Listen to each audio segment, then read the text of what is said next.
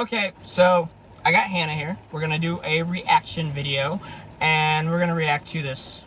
Like, many of you guys don't know what the coronavirus is, so we're going to inform you on what the coronavirus is, or watch a video clip on what the coronavirus is, and show you guys what our reactions are, because we're getting sick of this stupid virus. I'm getting I hate quarantine. I hate it so much. I want my normal life back. It's crippling my mental health. I want normality back.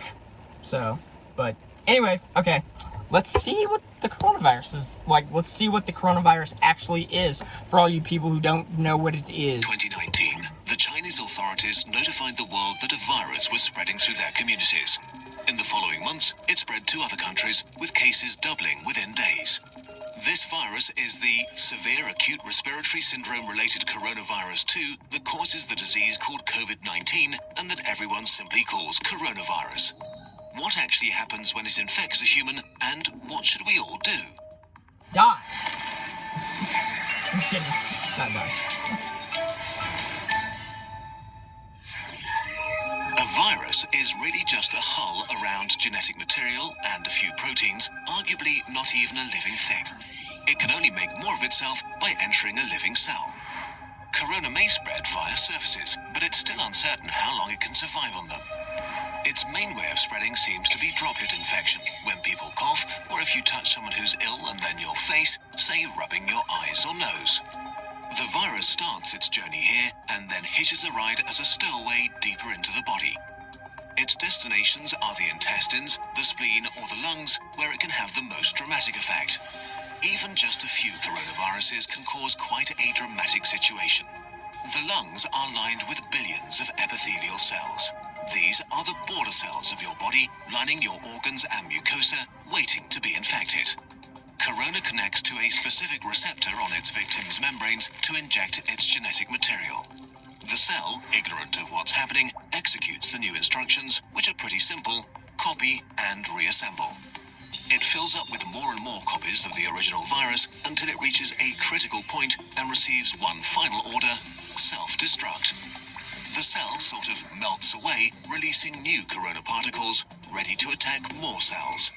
The number of infected cells grows exponentially. After about 10 days, millions of body cells are infected and billions of viruses swarm the lungs. The virus has not caused too much damage yet, but corona is now going to release a real beast on you, your own immune system.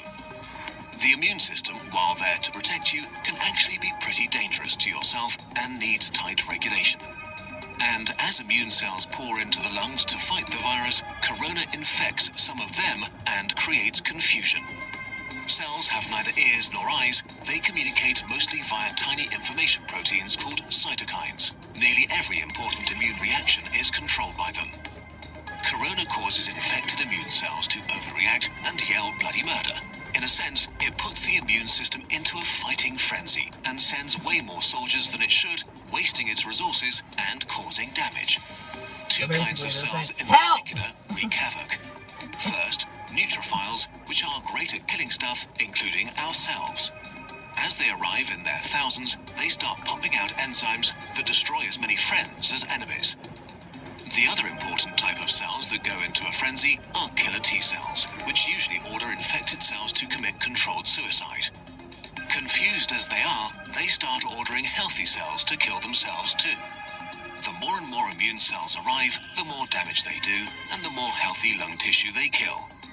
This might get so bad that it can cause permanent, irreversible damage that leads to lifelong disabilities. In most cases, the immune system slowly regains control. It kills the infected cells, intercepts the viruses trying to infect new ones, and cleans up the battlefield. Recovery begins. The majority of people infected by corona will get through it with relatively mild symptoms. But many cases become severe or even critical. We don't know the percentage because not all cases have been identified, but it's safe to say that there is a lot more than with the flu. In more severe cases, millions of epithelial cells have died, and with them, the lung's protective lining is gone. That means that the alveoli, tiny air sacs via which breathing occurs, can be infected by bacteria that aren't usually a big problem. Patients get pneumonia, respiration becomes hard or even fails, and patients need ventilators to survive. The immune system has fought at full capacity for weeks and made millions of antiviral weapons. And as thousands of bacteria rapidly multiply, it is overwhelmed. They enter the blood and overrun the body. If this happens, death is very likely. The coronavirus is often compared to the flu, but actually, it's much more dangerous. While the exact death rate is hard to pin down during an ongoing pandemic, we know for sure that it's much more contagious and spreads faster than the flu. There are two futures for a pandemic like corona: fast and slow. Which future we will see depends on how we all react to it in the early days of the outbreak. A fast pandemic will be horrible and cost many lives. A slow pandemic will not be remembered by the history books. The worst-case scenario for a fast pandemic begins with a very rapid rate of infection because there are no countermeasures in place to slow it down. Why is this so bad? In a fast pandemic, many people get sick at the same time. If the numbers get too large, healthcare systems become unable to handle it. There aren't enough resources like medical staff or equipment like ventilators left to help everybody. People will die untreated. And as more healthcare workers get sick themselves, the capacity of healthcare systems falls even further. If this becomes the case, then horrible decisions will have to be made about who gets to live and who doesn't. The number of deaths rises significantly in such a scenario. To avoid this, the world, that means all of us, needs to do what it can to turn this into a slow pandemic. A pandemic is slowed down by the right responses, especially in the early phase, so that everyone who gets sick can get treatment and there's no crunch point with overwhelmed hospitals. Since we don't have a vaccine for corona, we have to socially engineer our behavior to act like a social vaccine. This simply means two things: not getting infected and not infecting others. Although it sounds trivial, the very best thing you can do is to wash your hands. Soap is actually a powerful tool. The coronavirus is encased in what is basically a layer of fat. Soap breaks that fat apart and leaves it unable to infect you. It also makes your hands slippery, and with the mechanical motions of washing, viruses are ripped away. To do it properly, wash your hands as if you've just cut up some jalapenos and want to put in your contacts next. The next thing is social distancing, which is not a nice experience, but a nice thing to do. This means no hugging, no handshakes. If you can stay at home to protect those who need to be out for society to function, from doctors to cashiers or police officers. You depend on all of them. They all depend on you to not get sick. On a larger level, there are quarantines, which can mean different things, from travel restrictions or actual orders to stay at home. Quarantines are not great to experience and certainly not popular. But they buy us, and especially the researchers working on medication and vaccination, crucial time. So if you are put under quarantine, you should understand why and respect it. None of this is fun, but looking at the big picture, it is a really small price to pay. The question of how pandemics end depends on how they start. If they start fast with a steep slope, they end badly.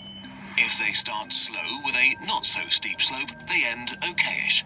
And in this day and age, it really is in all of our hands. Literally and figuratively. Okayish, yeah.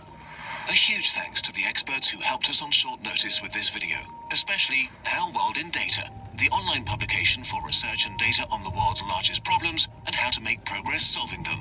Check out their site. It also includes a constantly updated page on the corona pandemic. Okay then. Cool. Awesome. So, hey, did you learn anything new? I did. Really? Sort of. Yeah. But apparently your cells are going to commit suicide. Yeah. Cells are not cool. Okay, that was just a clip from Jimmy Neutron that because what I did was, like, I recorded the thing on my phone, and so I was like, rather than, because that phone that that I have that we watched it on or whatever, it doesn't have, like, internet on it, so I had to, like, screen record the entire video, and that video is, like, 8 minutes long, so it's just, like, bleh. So, yeah. It was very, very interesting. Maybe they should give that to Congress and go over that. Like, hey, look, this is what we're doing, this is, like, all the things that you're not doing, and blah. I really don't know. I'm not really into politics, so it's just like, I shouldn't. Yeah, I shouldn't interject with politics, but I don't really care what they're doing, just as long as I can have my life back and do what I want to do and have fun. I'm perfectly fine with it. So, yeah. So, make sure you guys let us know how you're holding up with this pandemic crisis. Also, even though it wasn't mentioned, it is just a slight fraction of a common cold. So if y'all want to, go research that too. Get some tissues and toilet paper and water and... I mean, you can learn a lot from this mess. That's something you can do while you're stuck at home. It's crazy. Go outside. Well, you can't go outside. Oh, by the way, it's raining here, so if you guys have a hard time hearing us because of the little droplets on my car, that's why, because it's raining. And I hate the rain. I hate the rain so much. I mean, don't get me... Okay, I hate being in the rain. I like the rain if I'm at home doing nothing, but if I'm out and about, I'm just like, gosh, I don't like being out in the rain. One, you could hydroplane. Two, you could, we've turned this into a whole... You just get wet We've and just sick. turned this into a whole different video. Like, okay, first it was about the corona, now it's about water and hydroplaning. See, that's another thing. Make sure you you keep yourself hydrated during all this crisis too. It's funny because my nephew asked me, he's like, what's hydrated mean? I was like, well, you have to have water inside your body to live, and you know when your skin gets dry because of like there's like no moisture, like whenever your tongue gets dry because there's like no moisture in your mouth. It's basically what your body is saying is like, I need to be replenished and I need stuff inside me to help me function, and so I'm dry, so like liquidate me. Right, even if you are 80% water, you still need to add to that. True. Well, okay guys, well that's all I got. This has been your science lesson for the day. Yay, science. Woo woo. I was actually gonna say science. I was like, science rules, man. Yeah, science is cool. Next we should try to put like, I don't know, like maybe a potato clock or something. You mean like a charger? Maybe. I don't know. I know there's something where you can do like a potato and a clock and you can make the clock work, but I don't know. That's for another time. So, Alright. Yeah. Anyway, so yeah. Cool. That's all I got.